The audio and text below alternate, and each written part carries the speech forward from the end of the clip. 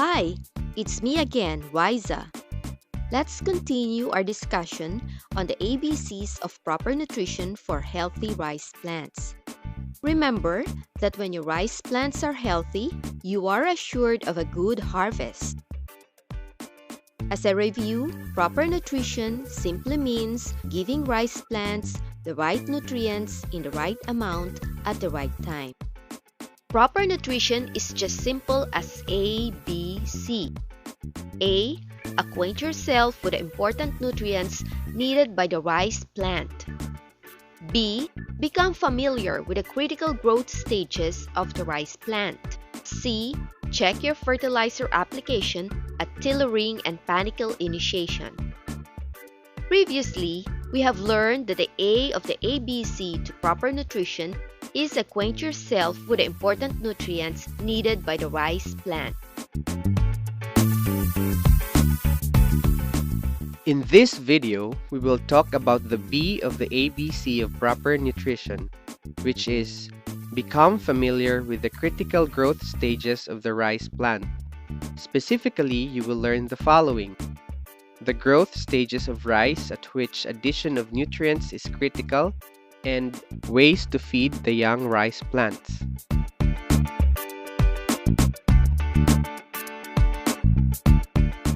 A key to understanding proper nutrition for rice is to know when to feed your rice plant with the right nutrients. Different nutrients are needed at different times and amounts to ensure healthy rice plants. Rice plants are a lot like people.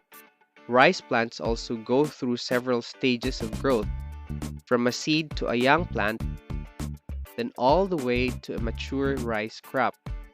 The need of rice plants for nutrients varies at each growth stage, and the amount of additional nutrients from fertilizers should match the needs of rice plants at each stage. 3 stages of rice growth are critical for adding nutrients: early growth, tillering, and panicle initiation. Young rice plants typically need phosphorus and sometimes potassium and sulfur in amounts greater than available from soil, organic materials, and irrigation water. In such cases, fertilizers containing these nutrients should be applied to the young rice. At this stage, only a small amount of added nitrogen is needed by young rice plants. At tillering, additional nitrogen can be critical as rice plants start to grow and develop faster, but the amount should be proportionate to the need of the rice plant at this stage. Panicle initiation is a critical stage for additional nitrogen as rice plants begin to develop the grain bunches that will hold the grains. When straw is not returned to the field and yields are expected to be high, additional potassium might also be needed.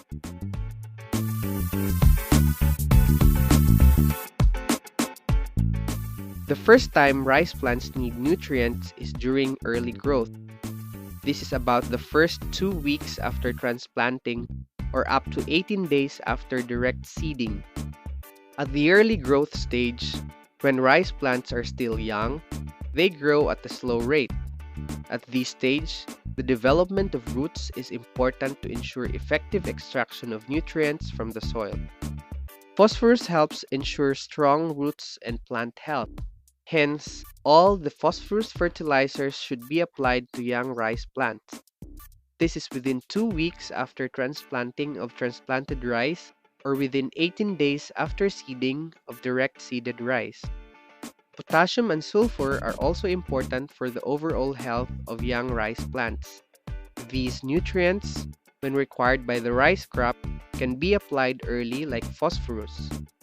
Rice plants take up only a small amount of nitrogen during this early stage because of their slow growth. Therefore, only about 1/4 of the total nitrogen fertilizer should be applied to young rice before tillering. Too much early nitrogen can increase the susceptibility of the crop to lodging or diseases when it gets older. As a general practice, fertilizers that contain NP or NPK such as 16-20-0 or 14-14-14 are well suited for the first fertilizer application. They contain the phosphorus required for early growth, and they contain a relatively small amount of nitrogen. They also normally contain sulfur. Apply all of the required 16-20-0 or 14-14-14 within about 2 weeks after transplanting or within 18 days after seeding of direct seeded rice. When NP and NPK fertilizers are applied early, do not use urea during the first application because the young rice plants need only a small amount of nitrogen fertilizer. 14-14-14 or 16-20-0 applied at recommended rates typically supply sufficient sulfur to meet the needs of rice. You then do not need to apply ammonium sulfate as a sulfur source when 14-14-14 or 16-20-0 is applied at recommended rates. As a general principle, the need of rice for nutrients increases in proportion to rice yield. This means that the need of rice for added nutrients from fertilizers can likely increase with increasing yield. More fertilizer should be applied in higher yielding seasons and higher yielding locations. For a fertilizer recommendation specific to your rice field, please consult the nutrient manager for rice. This easy-to-use computer program is available on the internet. You can access this web version with a computer or mobile phone at the website shown on the screen.